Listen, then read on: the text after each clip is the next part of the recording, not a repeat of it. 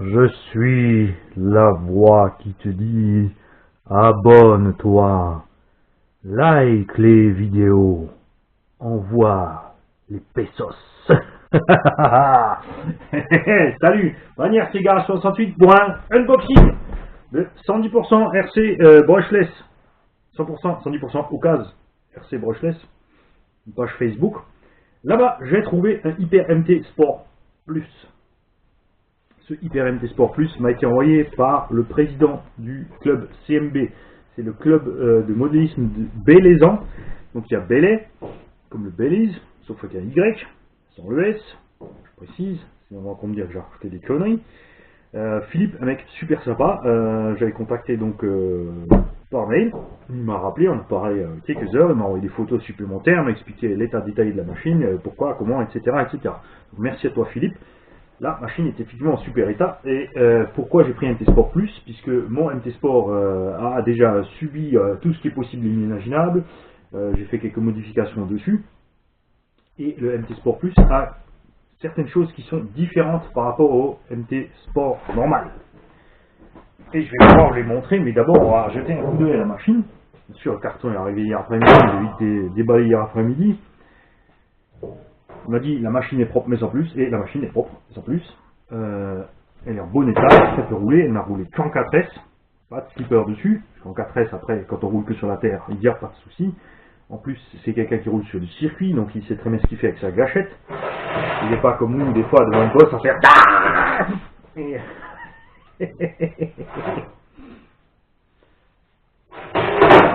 MT Sport Plus a une carrosserie de MT. Ça déjà, moi j'aime bien. J'aime bien aussi Tigrou, hein. Merci pour les coms. Et ce que j'apprécie sur MT Sport Plus, ce sont les monstrueux pneus MT, les hexagones de roue hyper balèzes, les rayons hyper renforcés, la jante quand même toujours flexible, et le pneu encaisse tout le reste que la suspension ne peut pas encaisser. Il y a une super motricité avec ces pneus, un super maintien aussi latéral. Le design on aime ou on n'aime pas, mais c'est super efficace. Et ce que je reproche le plus au Bao, c'est uniquement point de vue esthétique. Pour moi, la carrosserie est beaucoup trop petite. Les roues sont loin devant et loin derrière des découpes d'origine. Donc c'est un peu comme chez HPI, typique au passage. Et ça, moi perso, j'aime pas. Là-dessus, par contre, la carrosserie du Nero, qui est beaucoup plus longue, passerait beaucoup mieux. Je trouve cette carrosserie beaucoup trop courte par rapport à l'empattement du châssis.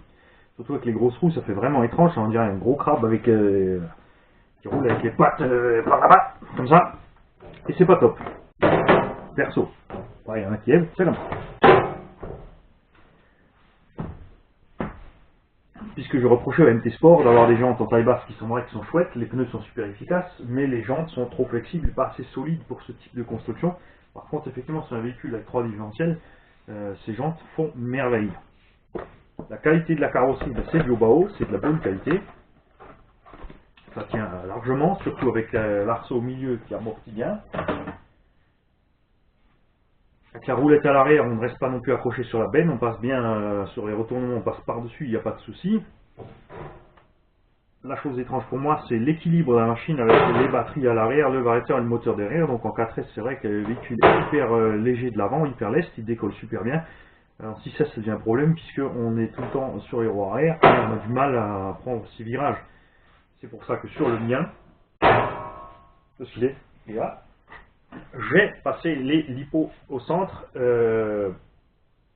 variateur sur l'avant, servo sous le dessous pour laisser la place au variateur.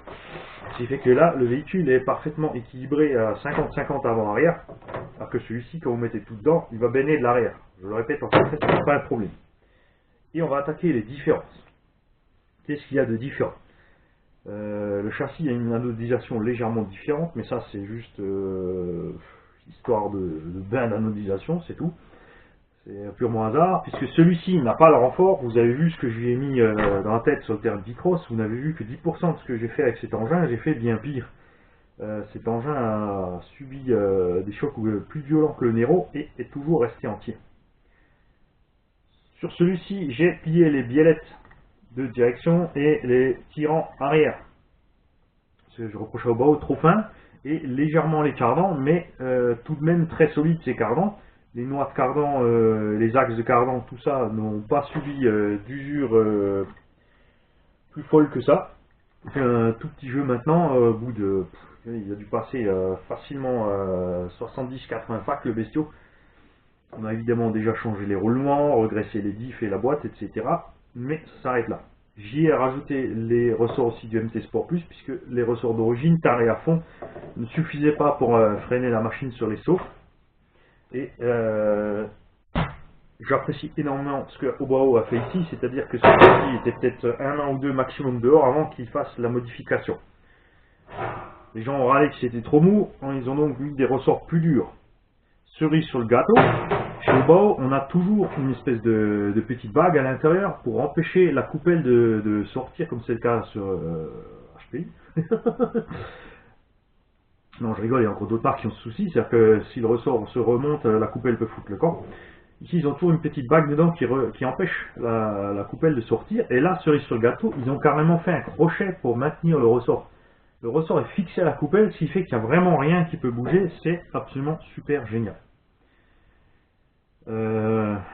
Les petits optiques, les faux optiques sur l'autre étaient collés, donc ça arrivait sur le choc tout simplement qu'ils allaient se promener, donc on n'avait plus d'optique. Pas très important pour nous, mais bon, ils ont quand même fait beaucoup mieux. Ils ont fait un système intégré par l'arrière dans le pare-choc vissé complet. Et ce que je ne savais absolument pas, à mon grand plaisir, lorsque je l'ai déballé, les biellettes de direction et les tirants arrière sont les mêmes que les supérieurs. Ils ont doublé la taille du matériel. Ils ont aussi mis les grosses rotules et les grosses chapes sur la direction et les tirants. Donc celui-ci n'aura plus le problème que j'avais là, même si c'était un petit problème, et comme dit, moi j'y suis allé vraiment très fort. Les cardans, sur celui-ci, vous avez 2 CVD à l'avant, 2 dog bones derrière. Celui-ci a 4 CVD, alors on s'attendait juste que ce soit 4 CVD, et en fait non. Ceux-ci font 4 mm, et ceux-ci font 5 mm. Et ils n'ont pas seulement augmenté le diamètre du cardan, ils ont aussi augmenté le diamètre de la rotule au bout, et le diamètre de l'axe de cardan, qui ici 2,8, 3 mm maximum, et ici de toute évidence presque 4 mm. Donc aussi les noix de sortie, donc pensez-y quand vous commandez les pièces, méfiez-vous, si bien sûr vous changez les cardans, vous voulez les cardans plus gros, pensez à changer vos noix. Si vous commandez les noix, vérifiez que vous avez bien les noix pour le bon véhicule. Pas que vous vous retrouviez avec les grosses noix pour mettre sur les petits cardans. Parce que là, sinon ça va vous les casser les noix. Il faudra encore attendre 10 jours de plus pour avoir les bonnes pièces. Toujours par contre l'erreur d'Obao, pas de slipper livré de série sur le MT Sport Plus non plus. Peut-être que ça va venir sur le prochain, le MT Sport plus ou moins. Sur lequel ils mettront une carrosserie plus grande et le slipper, ou même une option de diff, on ne sait pas. Et c'est tout ce qu'il y a. Pour moi, je le répète encore une fois, je me répète souvent, mais c'est comme ça. Ce châssis est le châssis MT du moment. C'est le meilleur et de loin. Pourquoi? Rapport qualité-prix. Ce châssis coûte à poil 340-350 €. Vous mettez encore le slipper, on va dire, allez, vous êtes à 380 € châssis à poil et 450 € en RTR. Avec le slipper, on approche les 500 €. On va dire maximum 550 €. Si vous n'avez pas trouvé le bon endroit où il est vendu juste en promotion, pas trop cher. Mais à ce prix-là, vous avez un engin qui est 10 fois plus solide qu'un Erevo. Cet engin est même plus solide que le Nero. Même le Nero est extrêmement solide. Le Nero fait 7 kg. Vous avez vu sur les vidéos ce que je lui ai mis. Il est toujours entier. Surtout sa carrosserie n'a toujours pas la moindre fissure. Celui-ci est par contre plus solide, et comme il est plus léger, eh bien, il encaisse encore plus. Je n'ai absolument pas réussi, alors que je n'ai pas de renfort de châssis sur mon Hyper MT Sport, je n'ai pas tordu mon châssis. Vous avez vu, j'étais sur le terrain de Bicross avec, la partie que j'ai filmée n'était que 10% de ce que cet engin a subi là-bas ce jour-là. J'ai été aussi sur les skateparks. Le châssis a des traces de partout, il est marqué de partout, les triangles sont marqués, etc. Je n'ai rien cassé, comme dit, juste plié un petit peu les biellettes. Ce qui ici a été changé, j'ai plié un peu les cardans, ce qui ici a été changé. Et il n'y a donc aucune raison que j'ai le moindre pépin avec ce châssis. sa construction est hyper compacte par rapport à l'ancienne génération, par exemple de Sen ou de HPI. Ils ont des châssis très hauts parce qu'ils ont des boîtes de réduction tout simplement très hautes. Ici, ils ont tout compacté, la boîte est hyper compacte, le châssis est donc plus bas. On a la même garde au sol qu'à HPI Savage ou qu'à Sen, mais avec un centre de gravité bien inférieur. Les bacs à batterie sont bien moins monstrueux que la version HPI. Je leur reproche, comme dit, d'être placé trop derrière, mais ça c'est une façon de voir. Ni en 4S, ça ne posera pas de problème. La solidité, c'est du haut bas haut. Ce ne sont pas des diffs pleinement spirales, mais moite-moite. Ce sont des bonnes grosses dents, mais ils n'ont pas non plus fait des dents surdimensionnées. Pourtant, ça tient parce qu'ils ont mis le matériel nécessaire côté ferraille. C'est sûr que ça ne sert à rien de faire des grosses dents. C'est ce que je reprochais à Traxxas sur le X-Max 8S. Ils ont fait les diffs avec des dents plus grosses, mais ils sont restés en acier pressé à froid. Donc, ils n'ont pas changé grand-chose à la solidité finalement. Alors qu'au Bao, depuis le temps, ils prennent toujours de l'acier trempé, et ils font ça usiner, ils font ça en fonderie, je ne sais pas comment ils font, mais ça tient. Je n'ai, depuis que je roule sur Bao, jamais cassé un diff sur une de mes Bao. Il y a des options qui existent dans certains pays qu'on ne trouve pas chez nous, ce sont des corps de diff, enfin, vous pouvez bien sûr prendre le corps vous pouvez prendre des diffs Spider pour mettre dedans. Il y a des corps de diff à lui, il y a des diffs Torsen qui existent pour Obao, etc. Ça se trouve pas chez nous, bon c'est très cher, ça vaut une centaine d'euros. Ce serait intéressant par contre d'essayer ça une fois sur GTB. Mais je m'éloigne du sujet. Je ne vais pas vous refaire le tour du châssis, vous l'avez vu dans la vidéo du unboxing du HyperMT Sport. Donc je le répète, les différences du Sport Plus sont les cardans plus épais, les axes de cardan plus épais, les noix de cardan plus épaisses, les biellettes de direction et les tirs en arrière plus épais, les ressorts plus costauds, les fixations des ressorts et des autres pneus. Merci à toi Philippe, merci à 110% brushless occasion. C'est grâce à eux que j'ai eu ce châssis, je suis super content. Je vous dis à bientôt pour les runs. Je ne sais pas encore comment je vais l'équiper. Je ne sais pas si je vais équiper celui-ci en 6S et du coup l'autre en 4, ou si je vais rester celui comme il est et le laisser en 4S pour faire un NT hyper méga léger. À voir. Salut tout le monde et n'oubliez pas, dans le doute, cave. Quoi, j'ai pris trop de café? Oui, ça va oh. Ah, et un bonjour aussi à Grégory. Grégory, hier, vous l'avez vu sur les vidéos YouTube, a fait ce que j'attends de vous. C'est-à-dire que quand j'ai fait la vidéo de déballage des crawlers, j'ai lancé quelques pics et j'attendais les réactions des fans de crawlers. Et Grégory, lui, bien sûr, il a râlé tout de suite. Ouais, mais attends, le crawler, c'est bien, libéral le crawler, ouais.